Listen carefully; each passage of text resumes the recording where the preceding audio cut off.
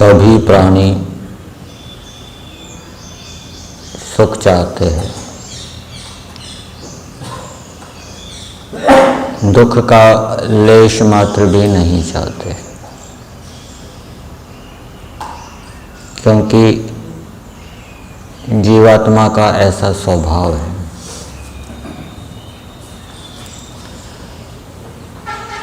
मनुष्य भी सुख चाहता है और सुख का संबंध ईश्वर की आज्ञा के पालन के साथ है। अब यह प्रश्न उत्पन्न होता है कि क्या ईश्वर सुख चाहता है या नहीं? तो इसका उत्तर है चाहता भी है, नहीं भी चाहता। जीवात्मा सुख क्यों चाहता है? क्योंकि जीवात्मा के पास सुख नहीं है, सुख उसका स्वाभाविक गुण नहीं है, इसलिए जीवात्मा सुख चाहता है। ईश्वर के पास सुख है, आनंद है, वो उसका स्वाभाविक गुण है, इसलिए ईश्वर अपने लिए कोई सुख नहीं चाहता।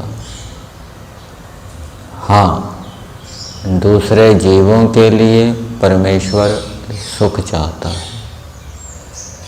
यदि ईश्वर का आनंद नैमित्तिक होता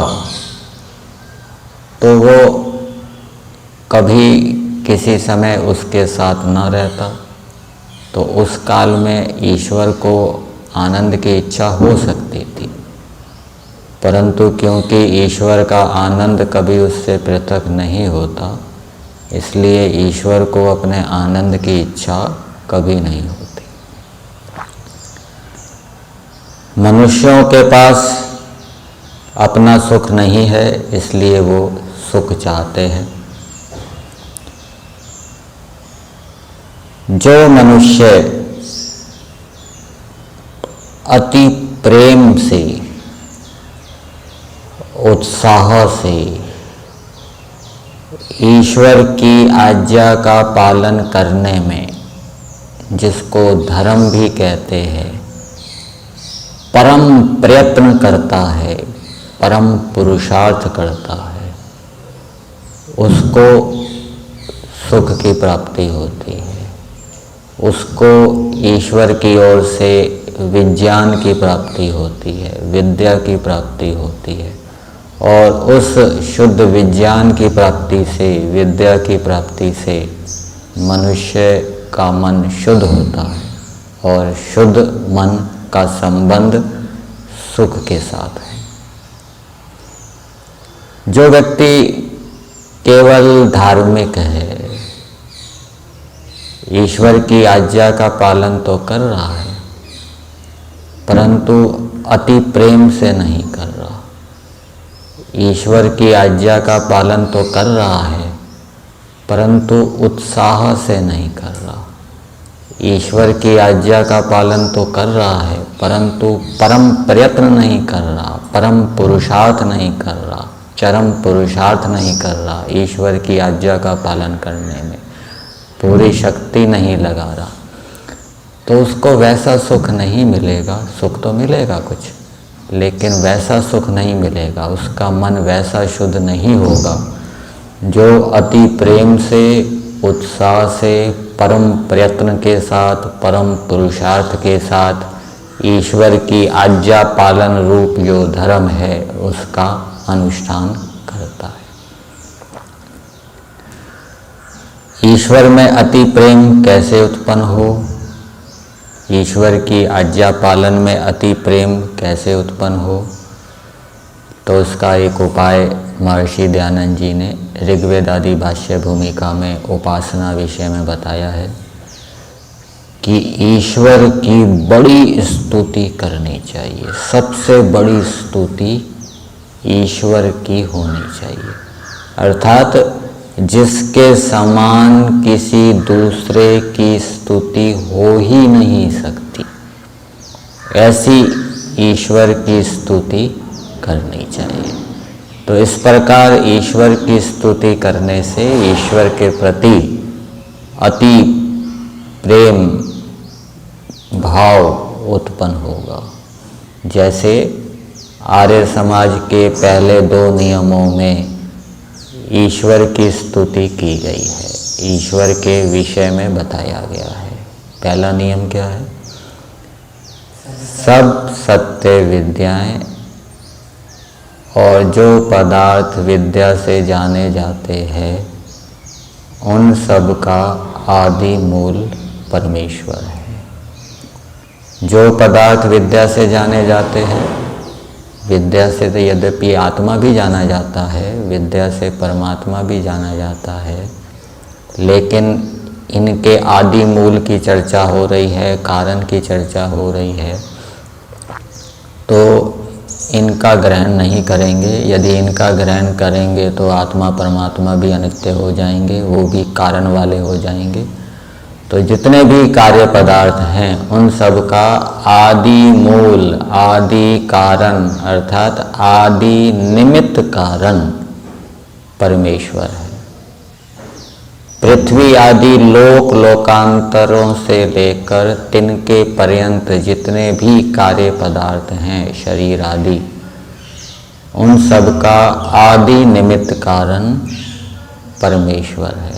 अर्थात परमेश्वर यदि बनाएगा तो बनेंगे, नहीं तो नहीं बनेंगे। और उनका आदि उपादान कारण कौन है? प्रकृति।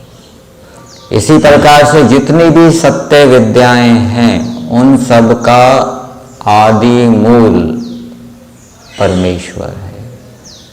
परमेश्वर ने वेदों को प्रकट करके सब सत्य विद्याओं का संकेत किया। मूल रूप में सभी सत्य विद्याएं वेद के अंदर विद्यमान हैं। फिर मनुष्यों ने अपनी बुद्धि का प्रयोग करके उनका प्रपंच किया, विस्तार किया। यदि परमेश्वर वेदों के माध्यम से सत्य विद्याओं का संकेत ना करते तो संसार के अंदर कोई भी सत्य विद्या दृष्टिगोचर नहीं होती। तो इस पहले नियम में देखिए ईश्वर का कितना महत्व दर्शाया गया है, बड़ी स्तुति की गई है। फिर आर्य समाज के दूसरे नियम में भी ईश्वर के अनेक नामों का उल्लेख है। ईश्वर सच्चिदानंद स्वरूप, न्यायकारी, दयालु, अजन्मा, अनंत, निर्विकार, अनादि, अनुपम, सर्वाधार, सर्वेश्वर, सर्वव्यापक, सर्वांतर्यामी, अजर, अमर, अभय, नित्य, पवित्र और सृष्टि करता है, उसी की उपासना करनी योग्य है।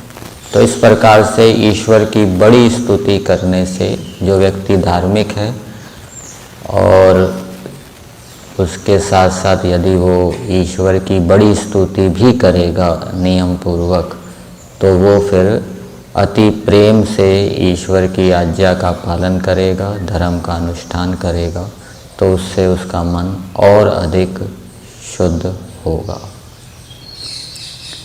ईश्वर की आज्ञाओं के संबंध में, ईश्वर की आज्ञाओं में अनेक घटक हैं, अनेक अवयव हैं। उसमें से एक अवयव, एक घटक ये है, परमेश्वर की आज्ञा ये है, परमेश्वर एक वेद मंत्र के माध्यम से मनुष्यों को आदेश दे रहे हैं, मनुष्यों को आज्ञा दे रहे हैं कि हे मनुष्यों, मैंने जो तुमको प्राण अपान दिए हैं, इनको तुम प्राणायाम, व्यायाम आदि से प्रातः काल के समय पुष्ट करो।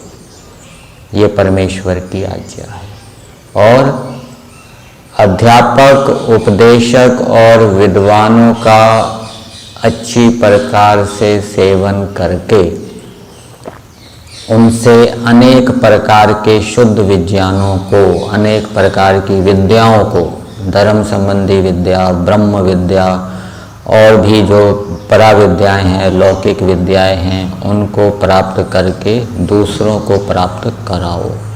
ये ईश्वर की आज्ञा का एक घटक है। जिस मनुष्य के पास विद्याओं की प्राप्ति करने का सामर्थ्य है, ऐसे मनुष्य को ईश्वर की आज्ञा का पालन करते हुए उस सामर्थ्य का सदुपयोग करने के लिए जो आप्त अध्यापक, उपदेशक, विद्वान हैं, उनके पास जाकर उनका सेवन करके उत्तम विद्याओं को प्राप्त करना चाहिए और दूसरों को प्राप्त कराना चाहिए। फिर उन विद्याओं को प्राप्त करके पुरुषार्थ से अपने ऐश्वर्य को बढ़ाना चाहिए और जो दरिद्र हैं उनको सुख देना चाहिए। तो इस प्रकार से ईश्वर की आज्ञा का पालन करने से मन क्या है, शुद्ध होगा। और उसके साथ साथ धार्मिक व्यक्ति, धर्म का आचरण करने वाला व्यक्ति ये भी विचार करे कि यदि मैं अधर्म का आचरण करूँगा, यदि मेरा मन अशुद्ध होगा, शुद्ध नहीं होगा, राग द्वेष आदि से युक्त होगा,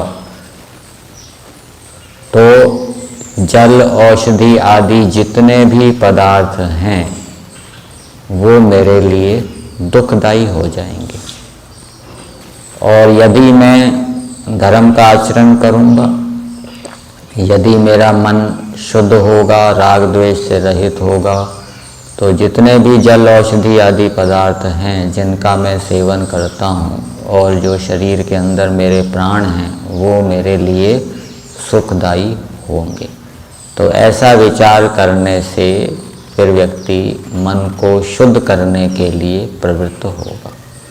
और उसके साथ साथ वह ये भी विचार करे कि मन के शुद्ध होने से,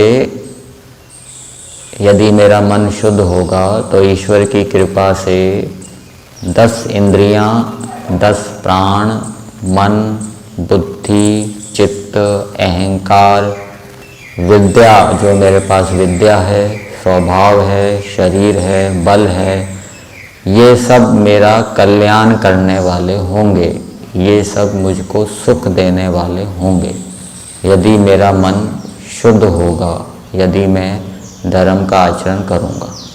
और यदि मेरा मन अशुद्ध होगा तो मेरे पास जो 10 इंद्रियां हैं, 10 प्राण हैं, मन है, बुद्धि है, चित्त है, अहंकार है, मेरे पास जो विद्या है, जो शरीर है, बल है, ये मेरे को फिर सुख देने वाले नहीं होंगे, मेरा अकल्याण करने वाले होंगे।